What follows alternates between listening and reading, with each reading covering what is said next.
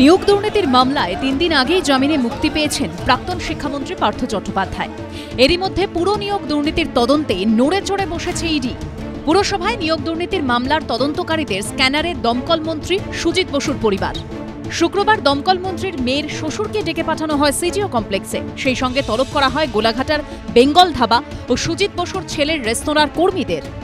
সূত্রের দাবি, বেঙ্গল ধাবা থেকে গত 10ই অক্টোবর নগদ টাকা উদ্ধার হয়েছিল। তার উৎস জানতে চান ইডি আধিকারিকরা। তদন্তকারীরা খতিয়ে দেখছেন রেস্তোরাঁয় ভুয়ো বিক্রি দেখিয়ে আর্থিক তছরূপ হয়েছে কিনা। পুরো নিয়োগ দুর্নীতির তদন্তে গত 10ই অক্টোবর 8 জায়গায় একযোগে তল্লাশি চালায় ইডি। লেকটাউনে দমকল মন্ত্রী সুজিত বসুর রেস্তোরাঁ, তার সল্টলেকের অফিস, গোলাঘাটায় দমকল মন্ত্রীর ছেলে সমুদ্র বসুর রেস্তোরাঁ, লাউঞ্জ বার, তৃণমূল পরিচালিত দক্ষিণ দমদম পুরসভার ভাইস চেয়ারম্যান নিতাই দত্তর ফ্ল্যাট ও গোডাউন, নাগের বাজারে এক প্রমোটার ও একজন চার্টার্ড অ্যাকাউন্টেন্টের বাড়ি এবং কাঁকুরগাছিতে এক অডিটরের বাড়িতে অভিযান চালায় কেন্দ্রীয় এজেন্সি। এরপর তারাতলা ও লেকটাউনে ব্যবসায়ী বিবেক ঢন্ডনিয়ার বাড়ি ও অফিসেও তল্লাশি চলে। ইডি সূত্রে দাবি, তারাতলার অফিস থেকে উদ্ধার হয় প্রায় 3 কোটি টাকা। এই সংস্থার সঙ্গে মন্ত্রীপুত্র কিংবা কন্যার কোনো লেনদেন হয়েছিল কি সূত্রের খবর, তা জানতেই আগামী সপ্তাহে সিজিও কমপ্লেক্সে সুজিত বসুর স্ত্রী, পুত্র ও কন্যাকে তলব করেছে এনফোর্সমেন্ট ডিরেক্টরেট। এ বিষয়ে প্রতিক্রিয়ার জন্য যোগাযোগের চেষ্টা হলেও ফোনে পাওয়া যায়নি দমকল মন্ত্রী সুজিত বসুকে। প্রকাশ সিনহার রিপোর্ট, এবিপি আনন্দ, কলকাতা। আমাদের 2002 সালের কোনো লিস্টেই নাম নেই।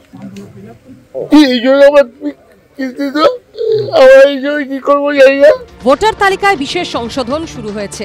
2002 সালে তালিকা ধরে বাড়ি বাড়ি এনিউমারেশন ফর্ম বিলি চলছে। আর এই আবহেই আতঙ্কে ঘুম ছুটেছে হুগলির বলাগড়ের বাকুলিয়া গ্রাম পঞ্চায়েতের করিন্না গ্রামের প্রায় 1000 দেরেক বাসিন্দার। তাদের দাবি, 2002 সালে তারা এখানেই ভোট দিয়েছিলেন, অথচ এখন 2002 এর যে ভোটার তালিকা বেরিয়েছে তাতে করিন্না গ্রামের বহু বাসিন্দার নামই নেই বলে অভিযোগ। মানে 25-এর 69 70 আর পুরনোর 2002-এর হচ্ছে 59। কাউরির কোনো গ্রামবাসীর কাউরির একটা ভোটারেরও নাম নেই। এই নিয়ে আমরা খুব চিন্তিত। 2025-এ যে এসআর শুরু হয়েছে সেইখানে দেখা যাচ্ছে ইসিআই যে আপলোড করেছে 2002 প্রতিটা বুথে, প্রতিটা ব্লকের প্রতিটা বুথে, কিন্তু আমাদের করিন্না বেজপাড়া 70-69 বুথের কোনো 2002-এর ভোটার লিস্ট আপলোড নেই। যখন আমরা অনলাইনে ফিল আপ করতে যাচ্ছি আমাদের এনুমারেশন ফর্ম, সেখানে আমাদের 2002-এর লিস্টে আমাদের নাম নেই। স্থানীয়দের দাবি, বিষয়টি বিএলওকে জানানো হলেও কোনো সদুত্তর মেলেনি। বিএলওকে জানিয়েছি, তারপরে হচ্ছে ইআরওকে জানিয়েছি।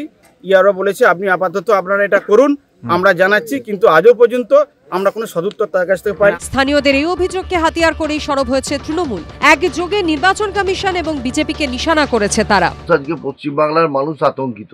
প্রায় 1,500 ভোটার, তাদের নাম নেই। মানুষের মধ্যে আতঙ্ক তৈরি হয়েছে, তারা কাঁদছে। বিজেপির যে চক্রান্ত, যেভাবে নির্বাচন কমিশনকে কাজে লাগিয়ে তারা মানুষের মনে একটা আতঙ্ক তৈরি করে দিয়েছে।